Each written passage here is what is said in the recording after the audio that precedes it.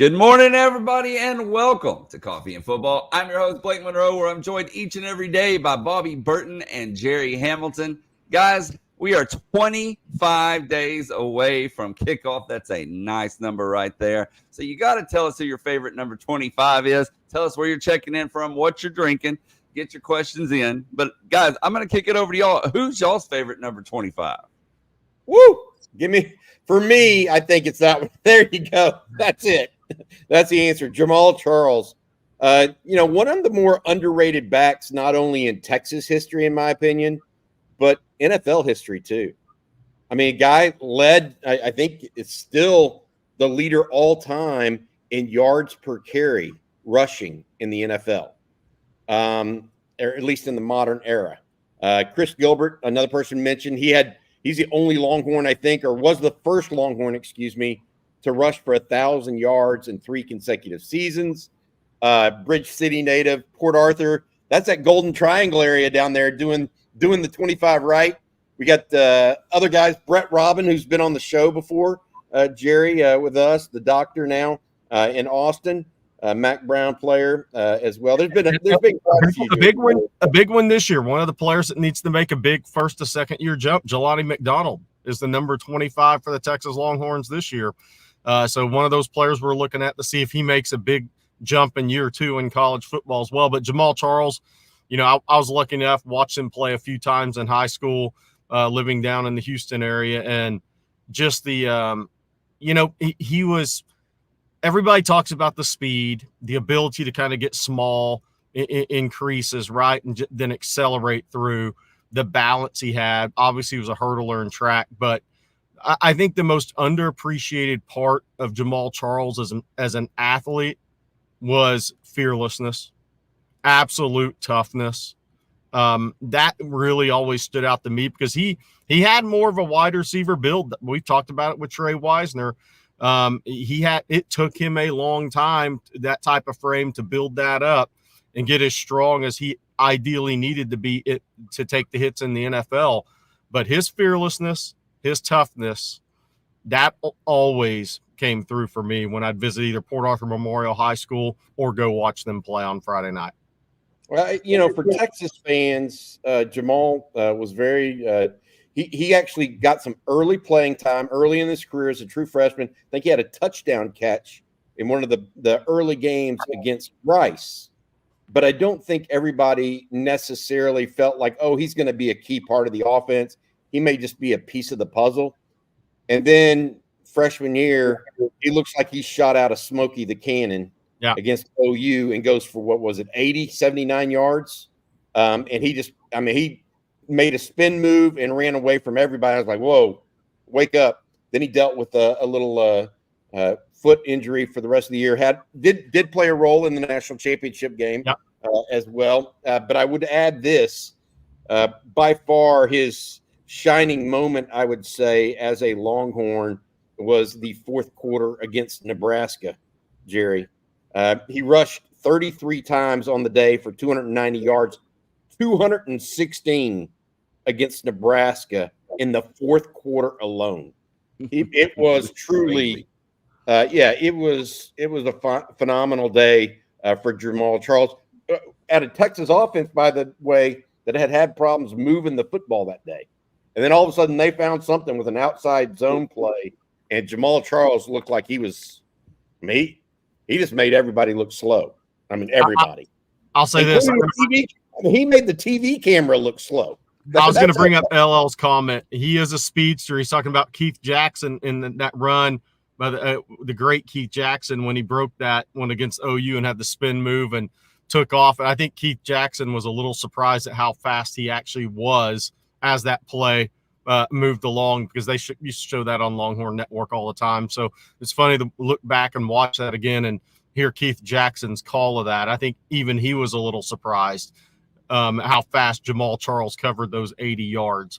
But by the way, so I need to tell people where I'm checking in from.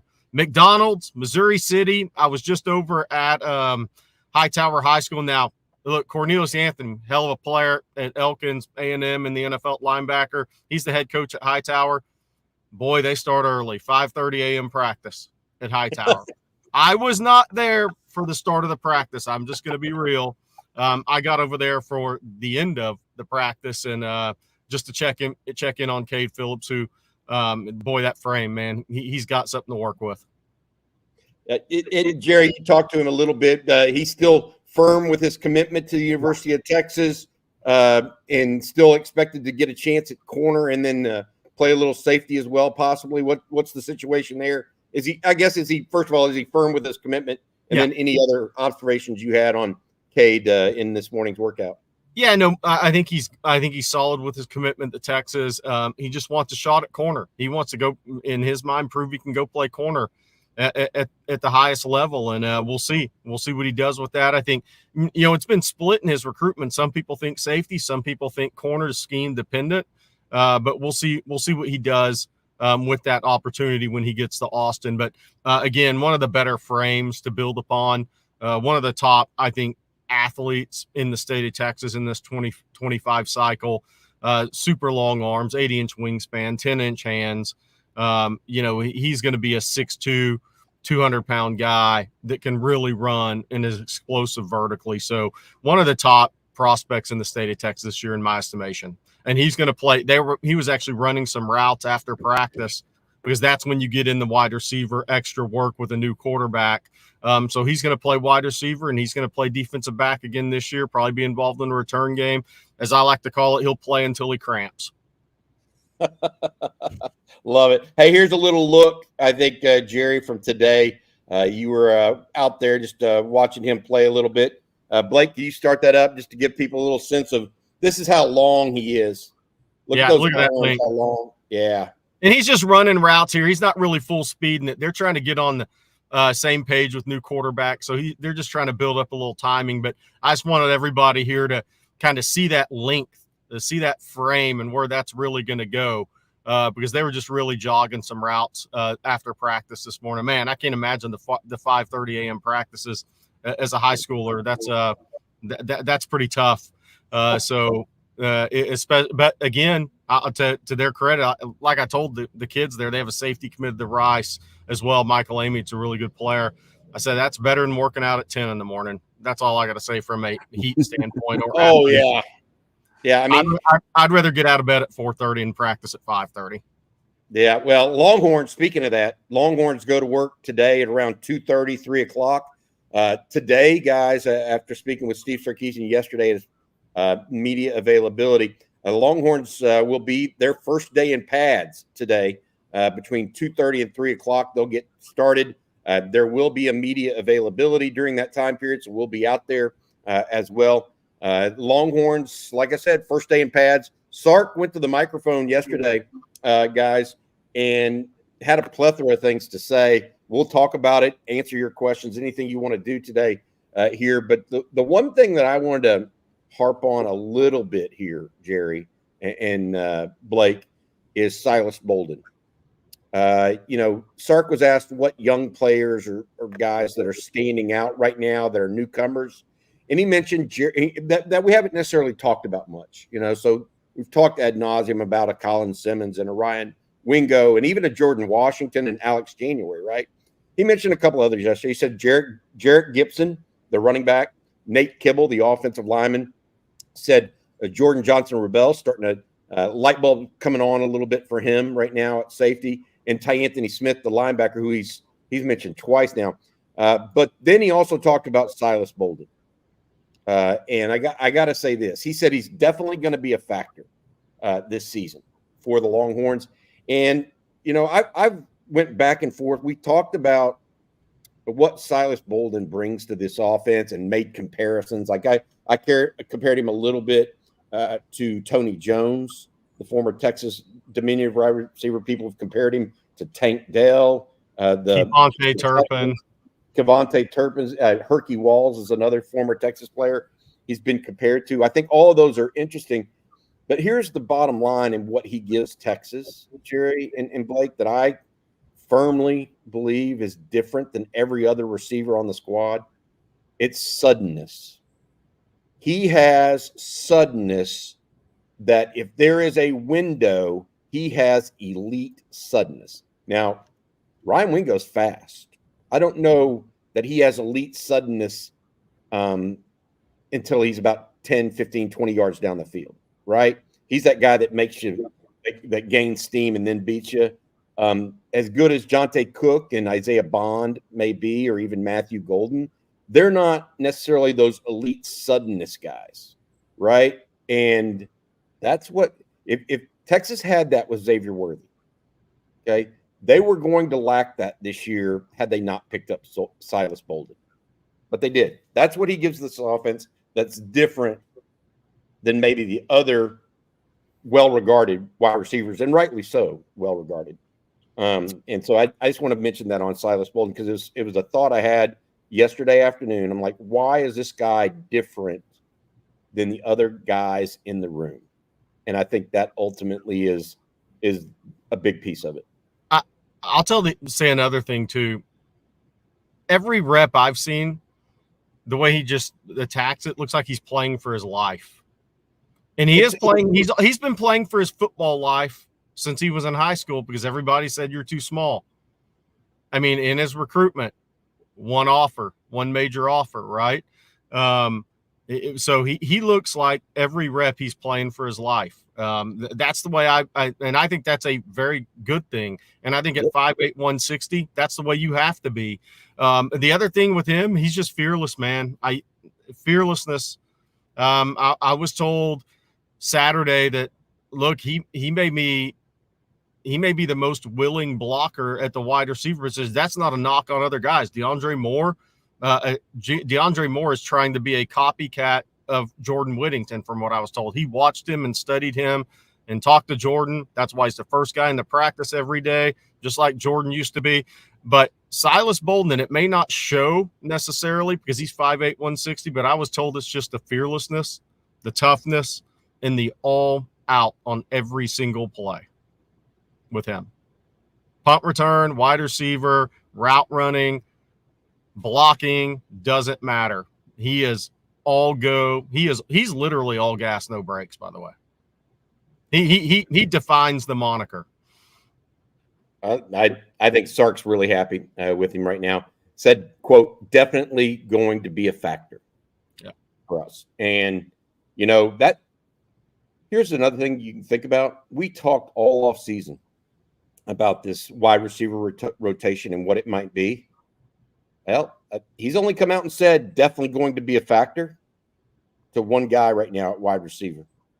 I mean, like, gone over his skis a little bit with that. You know what I mean by that? Like, committed to it doesn't mean he doesn't like the other receivers. That's right. But that's the first one he's kind of said definitely going to be a factor. Right? So maybe one of those starting spots is starting to be decided as we look forward into whatever. We don't know that for sure. He's still running second team as of yesterday, but they're going to play him and play him a lot. And I think it'll be more than just a package of plays for him, by the way. He's a better player than that. Yes, no doubt. Yeah, somebody said, hey, just a package there. Hey, Jerry, before we get going, we need to do a couple of commercial reads. Thank you to Babbel. It's time to talk about Babbel, the extremely popular language learning app. 1 in 5 Americans have learn a new language on their bucket list. If that's you, make 2024 the year you finally check it off the list with Babbel. That's what I'm trying to do myself. Be a better you in 2024 with Babbel, the science-backed language learning app that actually works. Don't pay hundreds of dollars for private tutors or waste hours on apps that don't really help you speak the language. Babbel's quick 10-minute lessons are handcrafted by more than 200 language experts to help you start speaking a new language in as little as 3 weeks. More than 16 million people have used Babbel to get better at speaking a foreign language. I've been using Babbel for going on about 2 months now, and there's no doubt I'm getting a lot better. Here's a special limited time deal for our listeners right now. Get up to 60% off your Babbel subscription, but only for our listeners at Babbel.com/OnTexas. Get up to 60% off at Babbel.com/OnTexas, spelled BABBEL.com/OnTexas. Rules and restrictions may apply. All right. And I also need to tell folks out there about HelloFresh. With HelloFresh, you get farm fresh, pre-portioned ingredients and seasonal recipes delivered right to your doorstep. You skip trips to the grocery store and count on HelloFresh to make home cooking easy, fun, and affordable. That's why it's America's #1 meal kit. We all know home cooked meals are so much better for you, but you don't always have time to pull it off. With HelloFresh handling all the meal planning, shopping, and most of the prep, it's easier than ever to get dinner on the table quick and painless. And here's what I love about it. I'm a busy guy who chases around 3 kids, who plays multiple sports. I don't always have time to sit around and cook. In fact, we rarely do. That's why HelloFresh lets you easily customize your delivery from week to week. You get to tailor everything to your schedule by adjusting your delivery options. And HelloFresh has a phenomenal deal for OTF listeners as well. Breakfast is another meal you don't always have time for, but they have you covered. You get free breakfast for life by going to HelloFresh.com/free-on-Texas. You get 1 free breakfast item per box while your subscription is active. That's free breakfast for life just by going to HelloFresh.com/free-on-Texas. And that's HelloFresh, America's #1 meal kit. Okay, guys, I want to go back to Silas Bolden for just a moment because we have a super chat regarding that from Jay Lee. Thank you, Jay Lee. He says, can you compare and contrast Deion Burke and Silas Bolden? Burke's a little bigger. Yeah. Maybe not quite as sudden, but sudden enough. This is the receiver from Purdue that transferred to Oklahoma this offseason. I think he's going to be a really, really good player and a draft pick himself.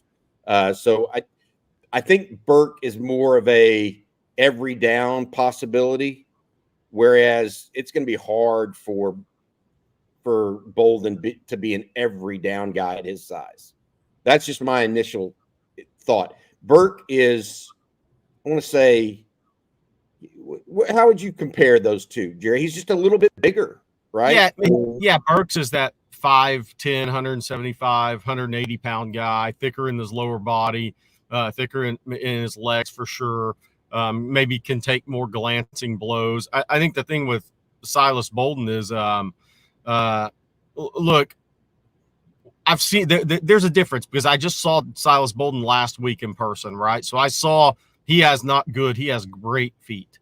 He has great feet. And Deion Burks looks like he has very good feet on video, but haven't been to Norman to watch him practice, so there's a little difference with the in-person there. I don't know if Burks is going to be as sudden, quite as explosive as Silas Bolden is. Quick enough, and he'll be no good. Doubt. There's no doubt. Yeah, he's a really good player. Hey, can I bring up the next question, Blake? Yeah, go ahead. We need to address this one. So Cody Hook, and we've had some other Michigan talk in the chat. ESPN's Pete Thamel predicts only, that's a lot to me, a 6-game suspension for Sharon Moore and some fines for Michigan. Is that what we predicted for this giant slap on the wrist? Look, I don't know what everybody else thinks, but to me, that's a pretty healthy suspension. It's not like he has a long history. Have him be suspended right out of the gate so he actually doesn't start his head coaching career until Game 7. Because the only coaching he's had at this point is as an interim. Yeah. I mean, it doesn't hurt Michigan because the guy's never been a head coach before. I think it's a slap on the wrist, but what else are you going to do? Well, I think the rest of the stuff is going to come from this. I mean, like, I don't look at the 6 games as being the end all for what's going to come from this. I think it's going to be a lot more because the level 1 violations and how deep it actually goes. Connor Stalions on the sidelines at Central Michigan in disguise. There's a lot that's going to go into this. So the coach suspension isn't going to, that's the tip of the iceberg for this. But I wanted to bring that up because we've been talking about this and I'm remain the same on this. It's going to be very interesting to see how this Michigan team rallies, because last year was the rallying cry. Let's go get this thing done. They knew they had the best team last year. Let's go get this thing done. Let's rally around our coach Harbaugh, and let's go win this thing. It's hard to do that 2 years in a row. It's hard to have that mindset 2 years in a row. And are they going to have that mindset when their guy is coaching in the NFL and most of that staff is gone? I'm very interested to see how this Michigan team reacts to all this. Now, they have veteran players. They have a bunch of guys playing for first-round NFL draft pick status. So it's not like we're going to see a bunch of guys half-assing it out there. I'm not saying that, but they better have a very strong leadership council amongst this team and policing each other in this locker room this year, because this is a totally different situation than last year when they all rallied together and us against the world for our coach Jim Harbaugh. That's done. They already did it. They got it done. What are they going to be like this year with the coach gone, strength and conditioning? A lot of those players are gone, especially on the offensive side. Are they going to have that same type of mentality this year? Because this is going to be a lot for these guys to hear about on a daily basis for a second season in a row. It takes its toll. And will they do it all season long? Will they keep that focus, that mental focus? I think that there's possibility that they have some layover effect basically from last year and carry it over for the first 3 to 6 games. Like they're able to stay focused.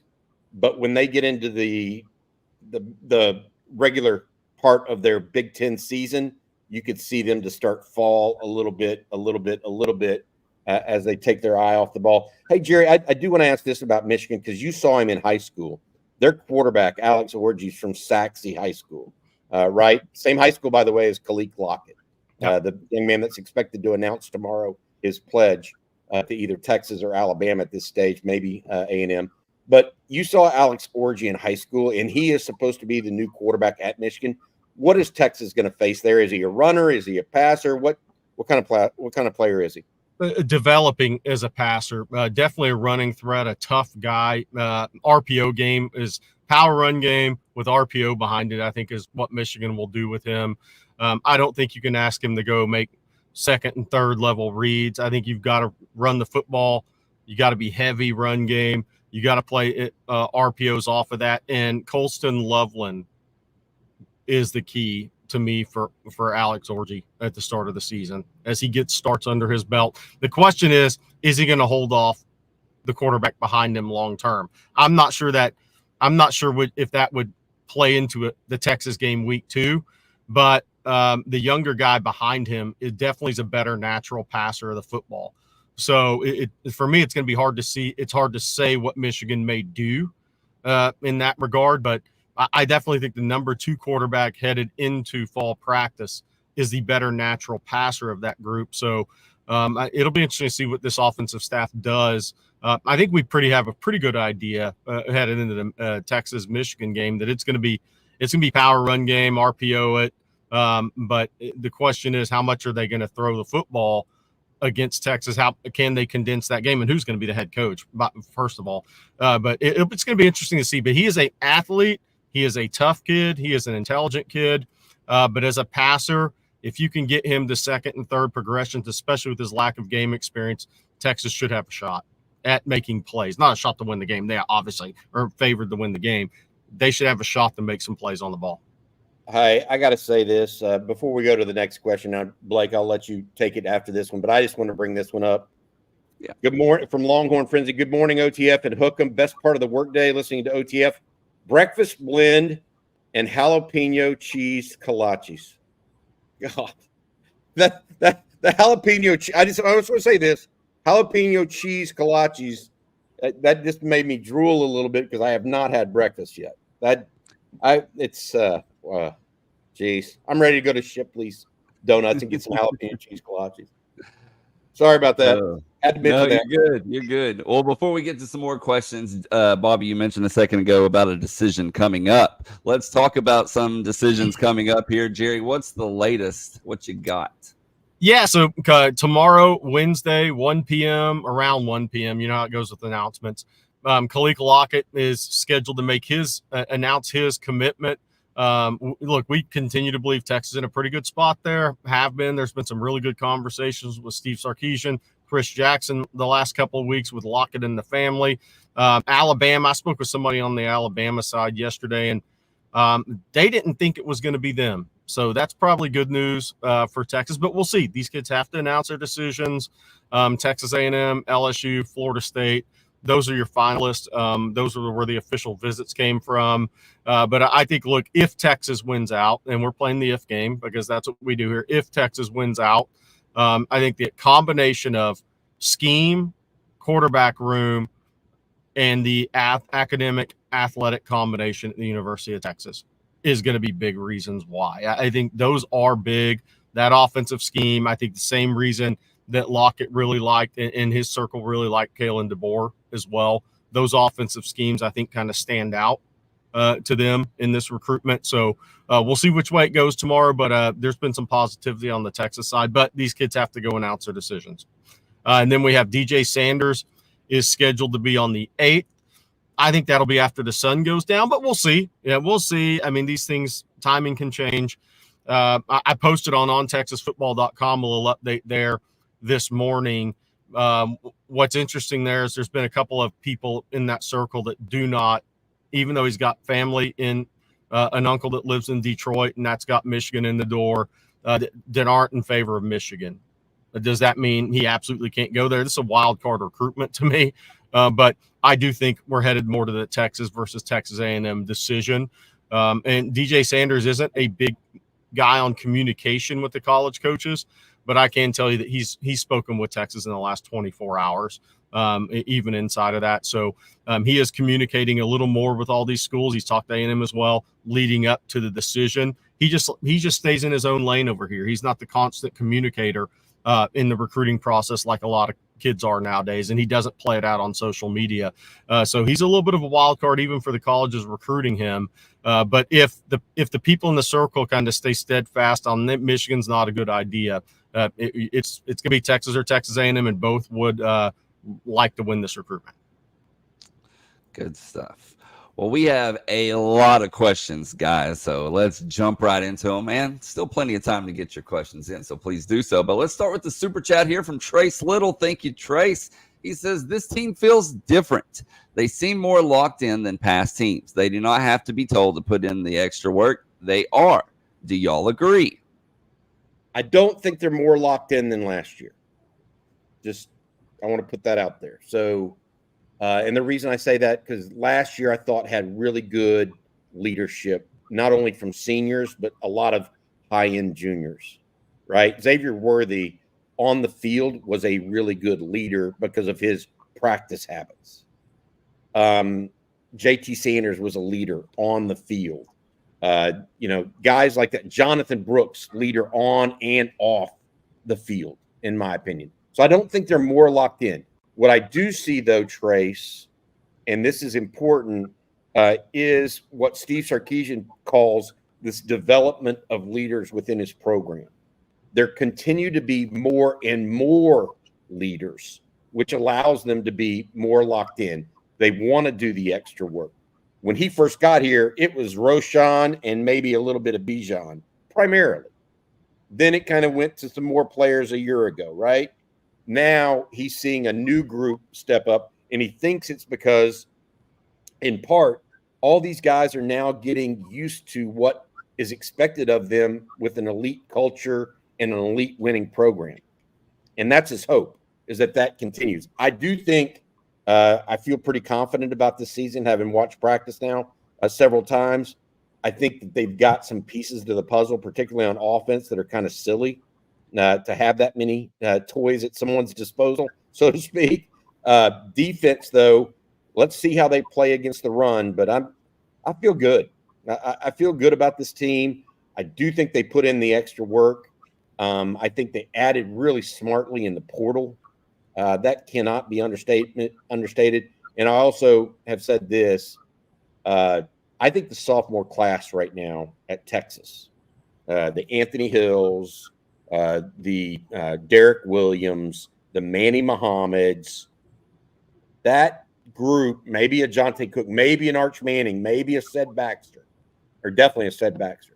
That group, I may be wrong, but that group might be the best group that's come through Texas in a long, long time as a whole group.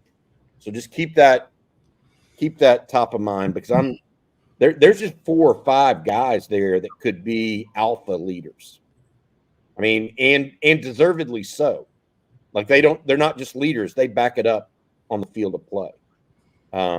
So I think the thing with this team is they've kind of been more through the battles now, so they may not be as high energy, like overly high energy at times.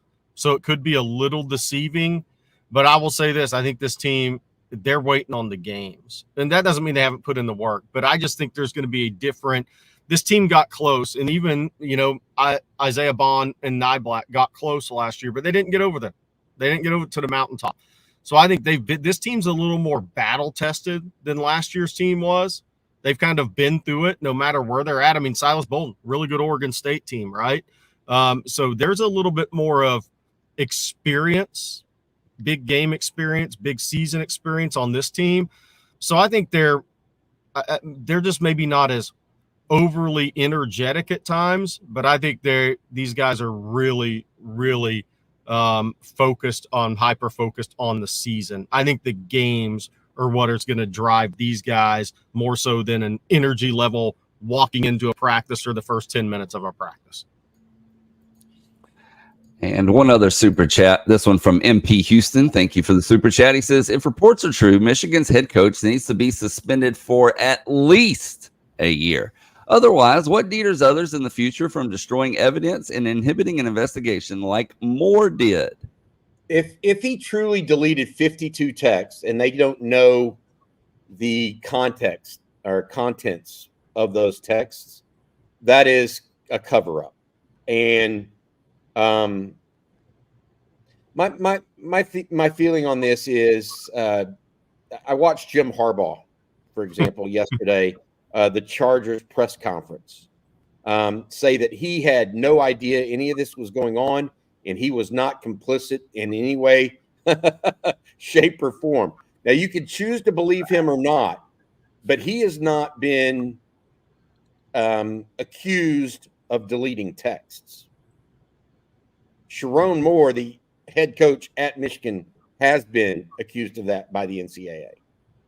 So, look, the buck stops with the head coach. I agree with that. But if your then offensive coordinator is now the head coach, what does it mean? I mean, I just have a hard time believing he should be the head coach at Michigan, to be fair.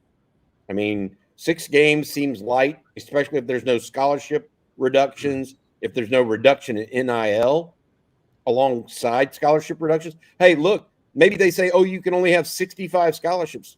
Yet if you keep your NIL, then they'll just double pay guys and still get big-time players, right? So the NCAA alongside they're just going to have to figure it out. I have no confidence that they will. None. I mean, the NCAA has not proven to be an effective jurist or executioner or punisher to this point of people that do things that are crazy. So, or illegal, just downright illegal. Like sitting on a sideline of an opponent's game in fake gear. I mean, how that's wild. Like, it's just egregious. Like, people are like, well, sign stealing happens. Nothing's ever happened on this level or been caught. I mean, I have a hard time believing there's been 17 Connor Stallions out there roaming around sidelines of opponents. Yeah. I just don't buy it. This was very, very, very, very egregious. And I do think whatever the NCAA can do, look, they don't have subpoena power. That's always been an issue for the NCAA, but they're going to punish them to the max that they can on this deal. They have to. What's left of the NCAA, they have to. They have no choice. It's too bad. It's too egregious. They won't, because it's just, I mean, they wouldn't do it to Texas either if Texas got caught up in something like this. They'd go soft on Texas. They're going to go soft on Michigan a little bit.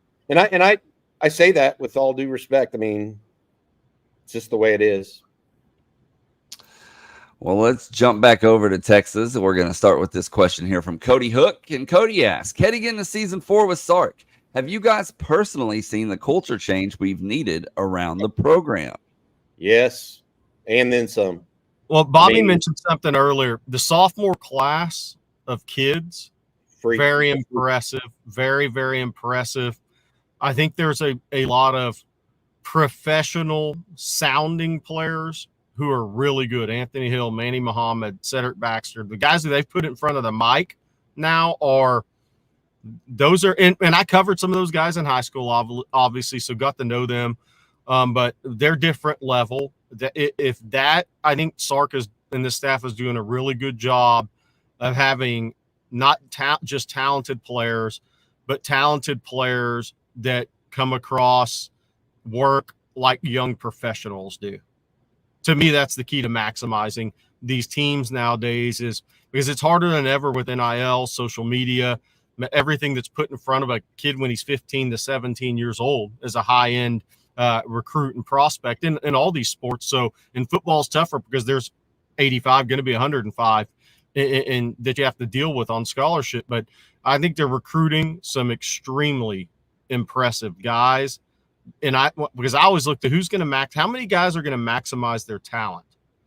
And, we kind of went back to, you talked about the A&M class in 2022. I covered a lot of those guys. Those kids had some off the field questions, and that has come home to roost quickly.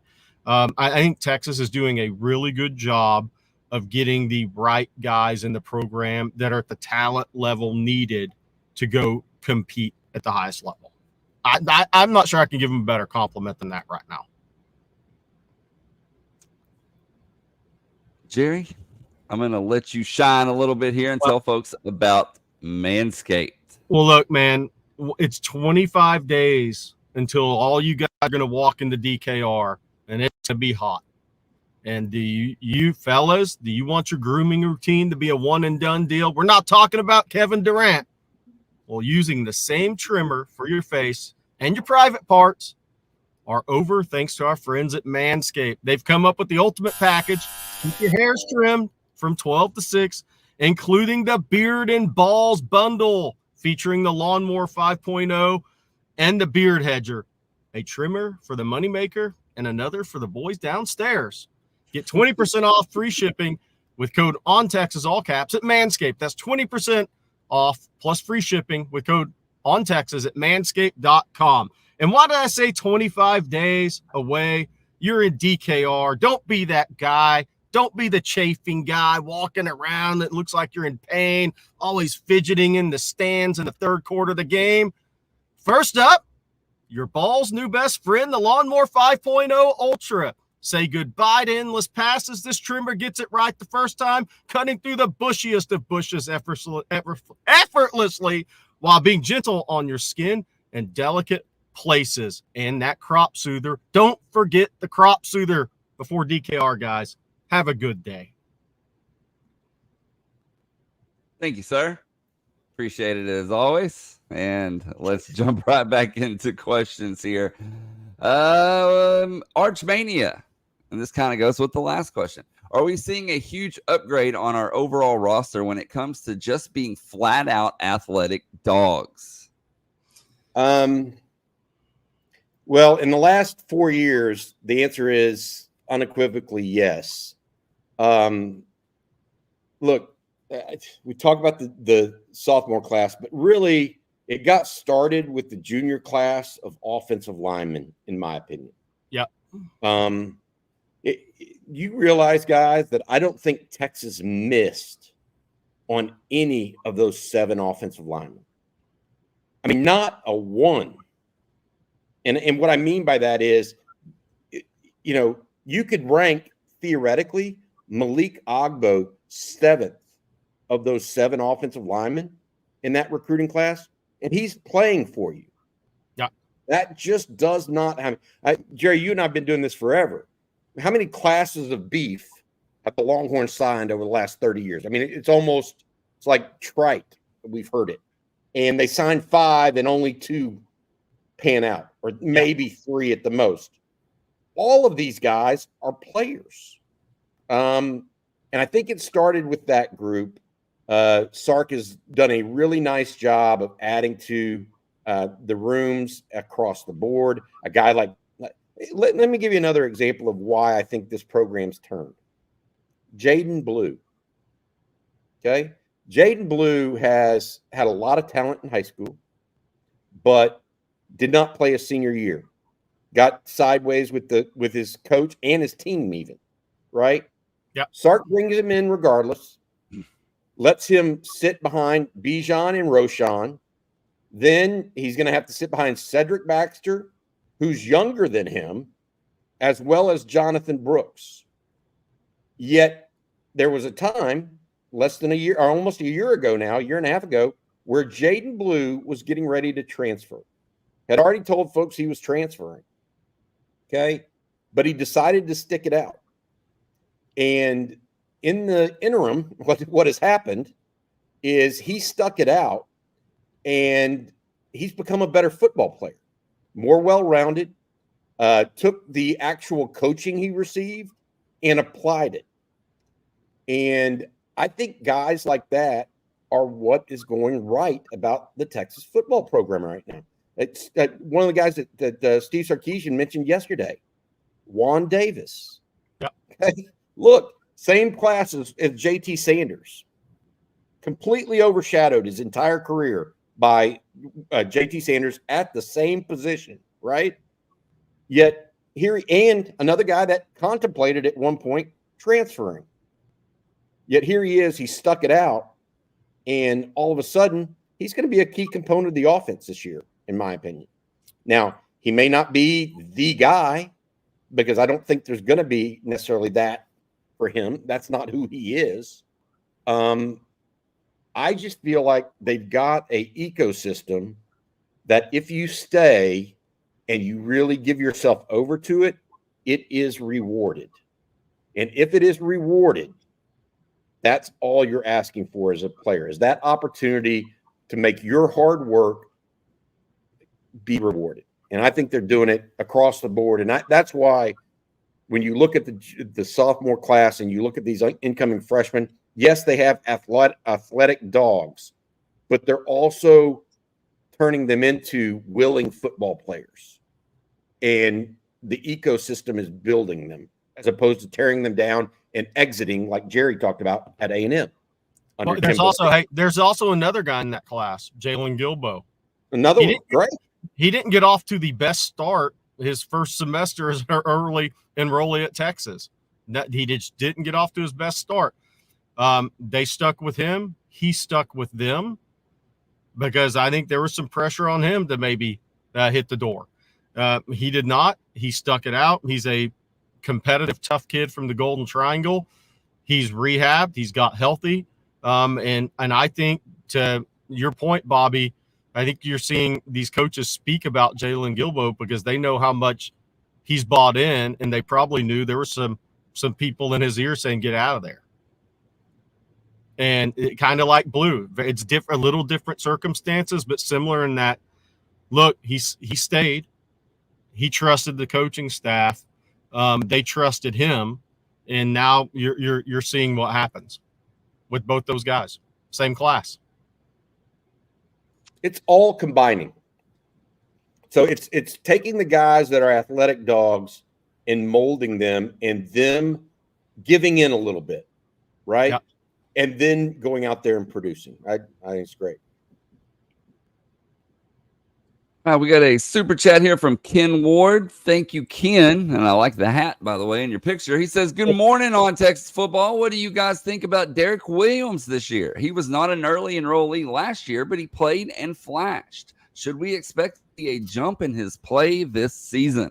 Yes. Oh, I certainly do. And somebody asked earlier, and we didn't get a chance to address it, but somebody asked, is Taft and Jelani really the ones at safety and not Derek Williams? I don't think that's the case. I think Derek Williams will be he'll make a big second year jump. I think he's going to be one of those freshmen to sophomore big year jump players, especially considering your point. He didn't have spring practice in January of his freshman year. So I expect Derek Williams to do big things. Look, he was one of the three guys they put the headset on, communication on first. It was Anthony Hill, it was Gilbo, and it was Derek Williams. Texas loves Derek Williams. Legit. I think what they're referencing and the reference there about Taff and McDonald coming out. That was yesterday with the first team unit. One of the things that we think is going on, and I think the top three safeties are unquestionably Michael Taff, Derek Williams, and Michael Taff, Derek Williams, Andrew Makuba. Okay. Now Taff is being held out a little bit every so often because he still has a cast around his hand. Okay. So if someone moves in front like that, it may be a little bit of that. And they're trying to see if Jelani McDonald, because Texas is going to play rotation on defense, if they can get Jelani McDonald up to speed to be a piece on that first team, because they're not going to just go to four safeties if they really only have three. They've got to see if Jelani McDonald is actually ready to be one of those four. Mm-hmm. If not, they'll just rotate three, because they have the experience back with Taff and Makuba. You have two multi-year players that are bright players that can be part of that. And so I think with McDonald, he's the one out of that group that's got to prove he belongs, and they're not going to know it unless they give him the reps to prove it. All right. Some more questions here, some more super chats. This one from Antonio Harris. Thank you, Antonio. Do you guys think the Washington game hurt Baron? I think Baron's toe injury hurt Baron. Yes. Yeah, he was injured all year last year, guys, and played through it. He really did. I can't tell you, and I can say it now. I couldn't say it during the season, but what did he miss? 10, 15 practices last year, Jerry, behind the scenes, but we couldn't say it because, you didn't want to give it up to the next team and report it. But he missed quite a few practices. He missed practices this spring, trying to get it better. And so that is one of the things that I think we're watching is not only that Washington game, was that indicative of who he is? I'm not so sure of that as much as we need him healthy. Yeah. And if we get him healthy, what does that mean for the defense? Does he play corner? Does he keep the nickel spot?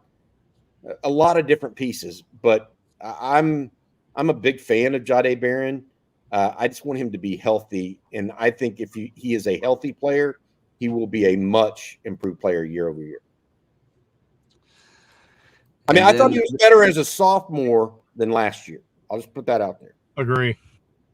And I think that was strictly not because of him digressing, almost exclusively because of the injury. Yeah. Our next question is a topic that's been discussed in the chat quite a bit today. And Brandon Huey wants to know, ask Bobby if there will be a designated home tailgate for On Texas Football. If so, where? We are family. We definitely will have one, and we'll be having a tailgate each and every week. We'll also be at a place that they're creating a wine garden at the north side of DKR. And Flat Creek, our friends at Flat Creek Estate Winery are going to be one of the sponsors of that. And so we'll be over there. And then also we're going to do a tailgate with the folks at Surly Horns and the Texas One Fund. So Jerry and I and everybody else, CJ, Rod, we're going to be going back and forth between those two. But look, Yingling, the folks there are going to be part of it as well. So we'll talk about that in the coming weeks when we have more definitive plans and have finalized how we're going to do everything. But look, we're going to try to – this is going to be a good football season, and I want to be out there. And Jerry and I have talked about this. We're going to try to make as many games and tailgates as we can this year just because it's a lot of fun, man. It's what we do. We work 365 days, really, for 12 to 14 weekends, right? And so let's go have some fun this year. Hey, Blake, hey, Blake, I wanted to hit on Jonah Williams real quick. Go ahead. Because there's been a couple of questions about Jonah. So after we concluded Coffee and Football yesterday, I went down to Galveston Ball, caught the tail end of their practice. And what was interesting, I was just going down to talk to Jonah, see what he looked like physically. Galveston Ball saw some other really good players down there, by the way. They got 5'6" Division I guys, all skill guys, one lineman. and a quarterback that will play somewhere that's a junior. But so I was talking to Joan, and I'll just kind of go through the story for those that hadn't heard it, how this news kind of got to be major yesterday in recruiting. Is I always talk to him about basketball because I watched him play basketball a couple of times and against Friendswood. Friendswood has about to be sophomore point guard that's tremendous, already has D1 offers. So we always talk hoops. And so I said, man, are you playing basketball this year? He said, man, no, I'm not playing. But I didn't really think anything of it. I said, okay, he's just going to focus on baseball. And so then I started the interview with him, and we get to a question I asked, and he said, no, I'm going to graduate high school in December. And I kind of was like, whoa, okay. That was news to me that he had actually made that decision to graduate high school in December. So then he goes on to say, my plan is to enroll and play spring football and baseball at the college I commit to on August 24th. I was like, whoa, okay, that's really different because that takes you out of the MLB draft for 3 years, essentially. So I put that on TexasFootball.com. Look, this is what Jonah said. I still want to do some double checking on this because a lot of times these kids, they don't look, it's hard for us to know all the rules, the draft rules as it pertains to if you enroll at college, if you become a scholarship athlete, and the colleges aren't paying your way and you're technically a walk-on, right? So there's a lot that went into it. So I made another call, got a call back on that. And I was told, yeah, that's what Jonah's thinking right now. So he's going to graduate from high school in December. He really wants to experience college football. And there's a decent chance that he just decides to play college baseball as well.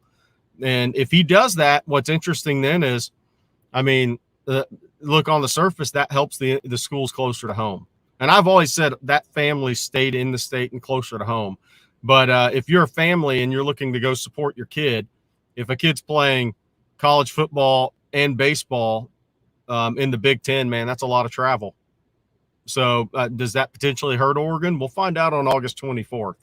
I'm not sure everybody in that family is pro that much travel. Jerry, so would that mean, in your opinion, it's Texas A&M, and LSU? If Oregon's truly out of it or on the back burner, maybe. Right, and I'm not saying they are. They are. I'm saying, does that make it A&M, Texas, and LSU, and you have a sense of where that lean is, or are you just saying, hey, let's wait and see? Yeah, look, there's 18 days until he announces, and so that's kind of news. Look, I'm not sure he had told the colleges about that. Yeah, I think that's a very recent decision that he kind of just said in the interview yesterday. And he didn't tell me for any special reason. I just happened to be there the first day of football practice. So I was the first guy to talk to Jonah. So it was interesting, though. But it definitely, if that maintains, if it's I'm going to graduate early and I'm going to play college football and baseball, then that's not the news Oregon probably wants to hear. Doesn't mean you can't win the recruitment, but that's a lot more travel for a family from Galveston County. No doubt. Okay, our next question comes from Kelly Horns Up. How will Sark approach the Colorado State game? You think he'll play vanilla to not show Michigan anything? Maybe stay with tight rotation, or play guys like Arch, Wingo, and others? I don't think Sark is going to be vanilla at any point with this offense in game one. He needs them to go trial by fire, right? He needs to put them out there. All three of these receivers, whoever he puts out there, will be starting their first game at Texas. And so I don't see him trying to withhold anything against maybe a play or two, but not an overall game plan, right? Maybe he holds back a play or two for Michigan, but not an entire game plan or strategy. I will also add that the piece on defense for this is just how different these two teams are. Colorado State is an air raid type of attack versus a heavy run set pro style system at Michigan.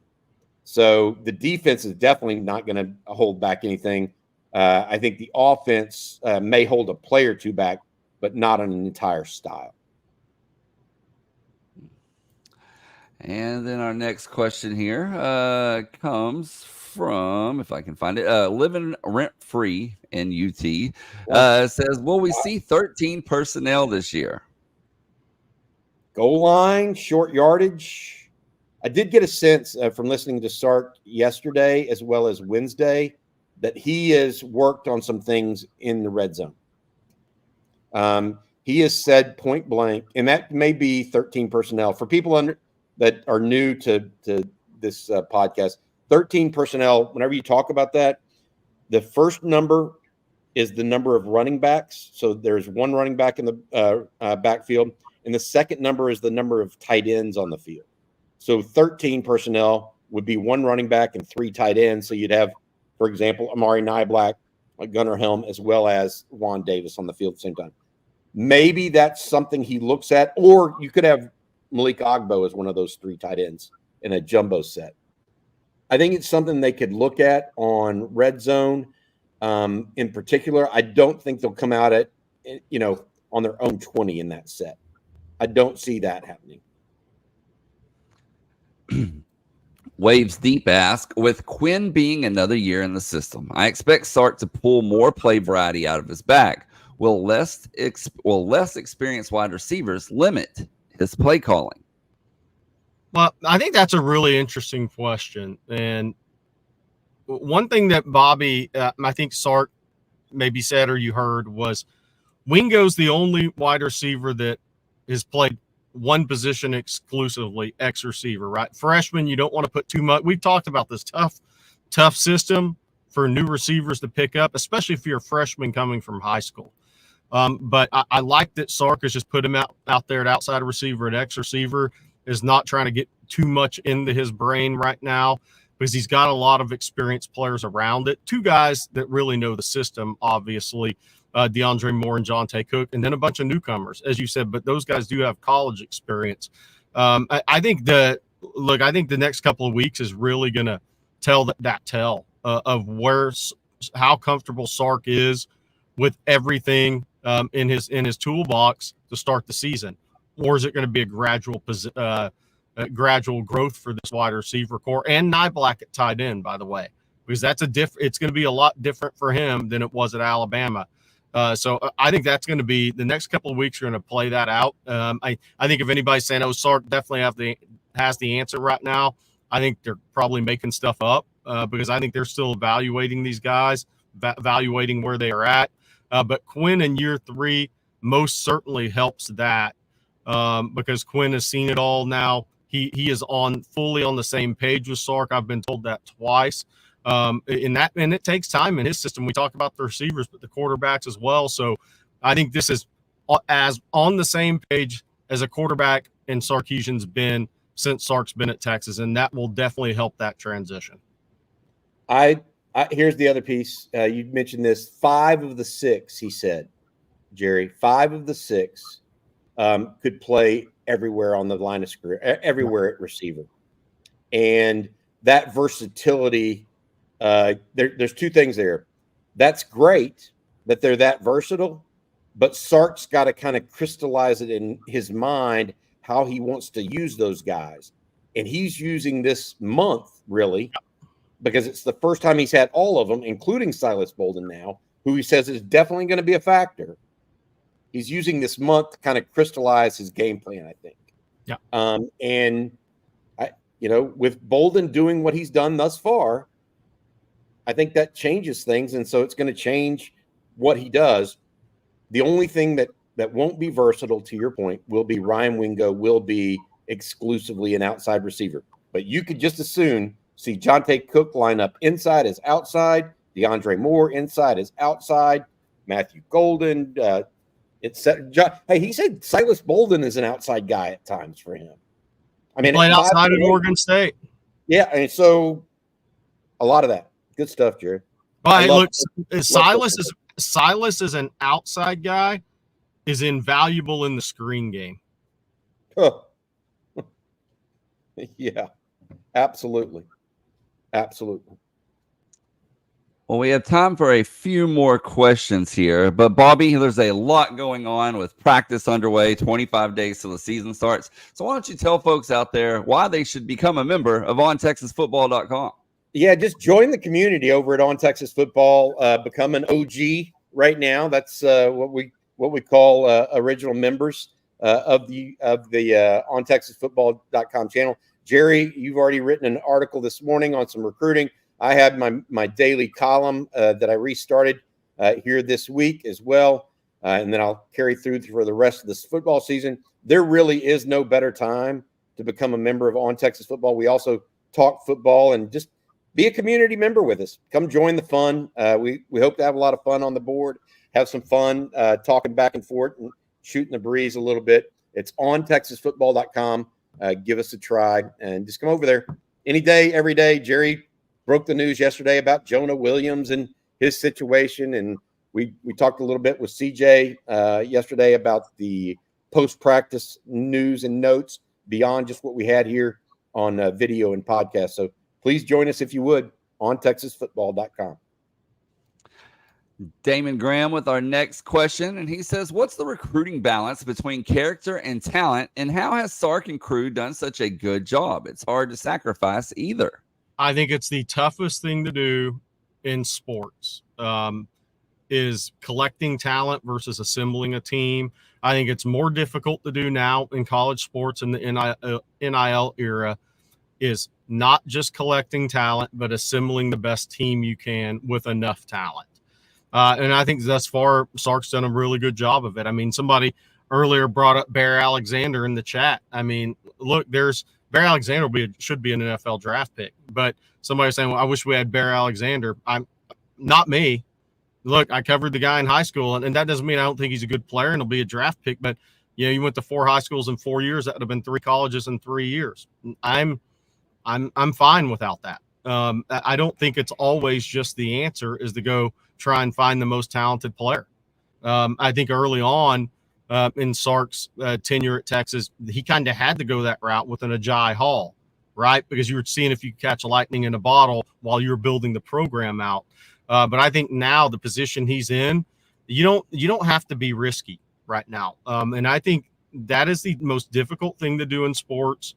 And I think it's more difficult even once you've climbed the mountaintop or close to climbing the mountaintop and won at a high level. Because the thing I've found covering the recruiting process for years is the guys that build this thing sometimes have a different mentality than the guys who follow when it was being built.